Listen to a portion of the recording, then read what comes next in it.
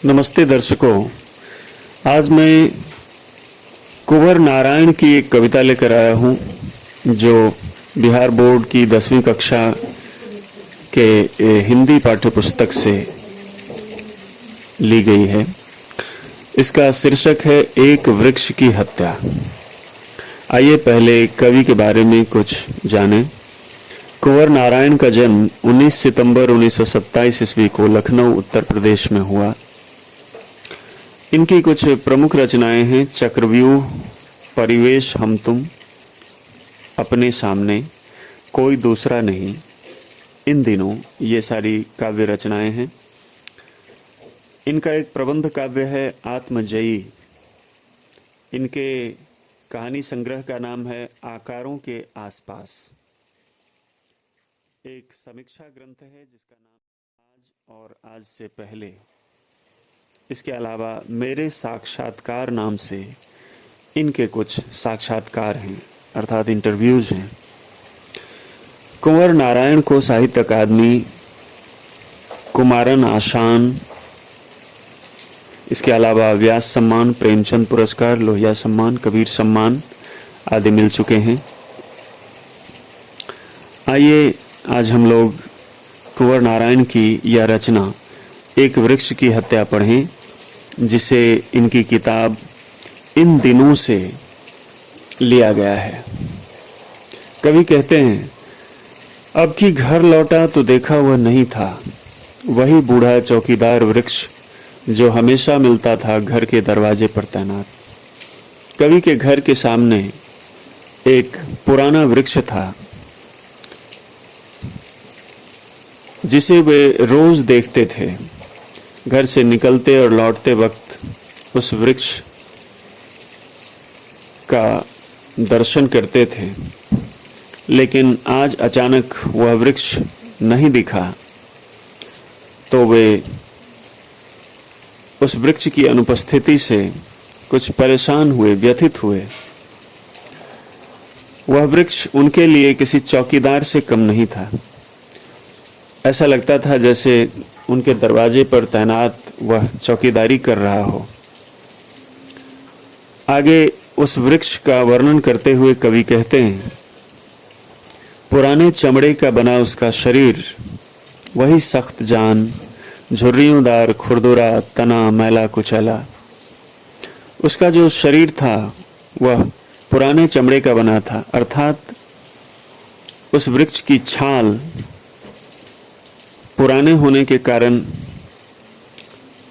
झुर्रीदार हो गई थी, खुरदुरी थी, और वह वृक्ष सख्त जान था, अर्थात जल्दी हार मानने वाला नहीं।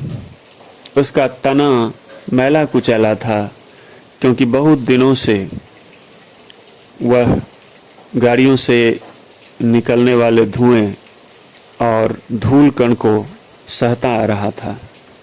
राइफल से एक सूखी डाल, ज़्यादा डालियां भी नहीं बची थी उस वृक्ष पर, बस एक सूखी सी डाल थी जो राइफल की तरह दिखती थी, एक पगड़ी फूल पत्तीदार, और उसी डाली में फूल पत्तियों वाली एक प्रशाखा थी जो पगड़ी की तरह मालूम पड़ती थी। ऐसा लगता था कि उस चौकीदार ने एक पगड़ी पहन रखी है। पाँवों में फटा पुराना जूता, और उसकी जड़ें कुछ इस तरह दिखती थी जैसे कोई फटा पुराना जूता हो। चरमराता लेकिन अक्खड़ बलबूता, जूता चरमराता था, अर्थात कभी कभी लगता था कि यह पेड़ उखड़ तो नहीं जाएगा, लेकिन अक्खड़ बलबूता, वह बहुत कुछ बर्दाश्त करने की हालत में था। और उस उम्र में भी इतना पुराना होने के बावजूद वह शक्ति संपन्न था। धूप में, बारिश में, गर्मी में, सर्दी में, हमेशा चौकन्ना अपनी खाकी वर्दी में।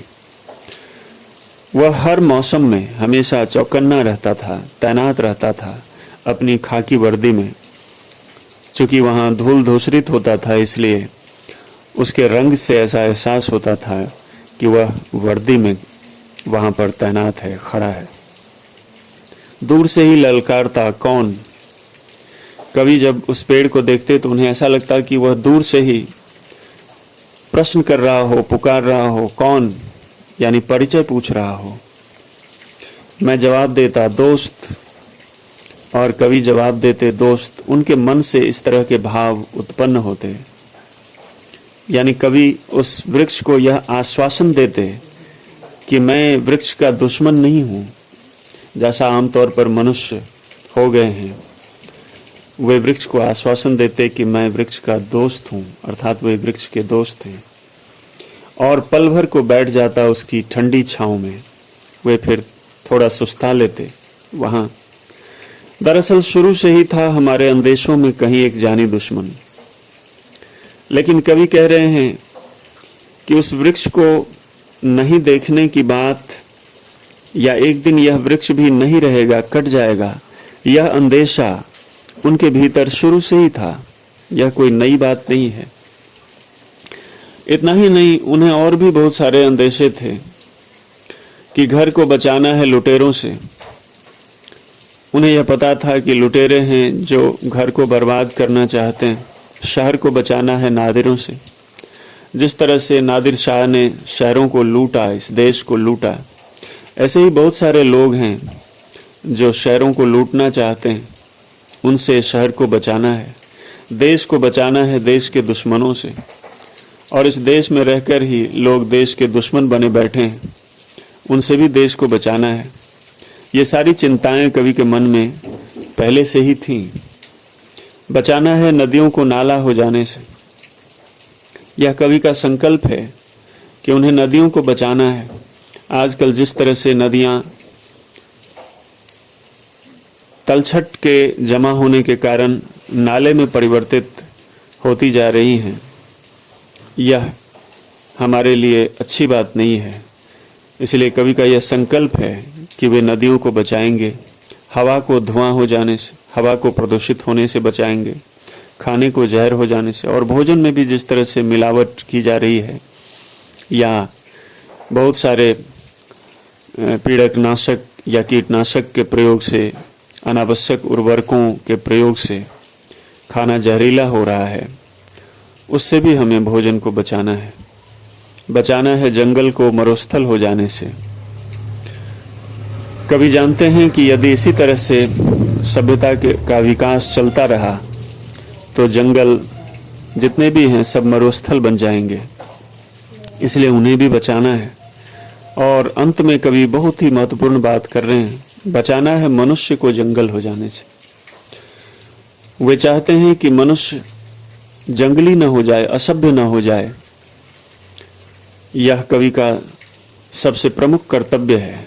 इसलिए वे अंत में सबसे महत्वपूर्ण बात रखते हैं और कहते हैं कि मनुष्य को जंगल हो जाने से बचाना है, अर्थात मनुष्य सभ्य बना रहे, सुसंस्कृत बना रहे। यह दायित्व कवियों का, साहित्यकारों का है।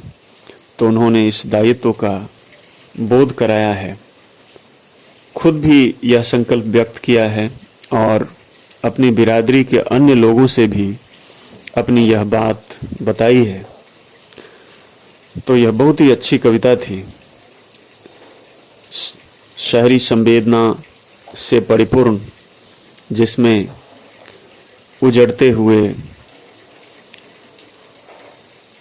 वन्य जीवन, असभ्य होते हुए मनुष्य आदि के प्रति बहुत ही चिंता प्रकट की गई है। मुझे लगता है यह कविता आप लोग समझ गए होंगे। इसी तरह की और रचनाएं जानने समझने के लिए साहित्यांगन चैनल को सब्सक्राइब करें और इस पर आने वाले वीडियोस को लाइक करें, शेयर करें, इन पर कमेंट्स करें। आज के लिए इतना ही। धन्यवाद।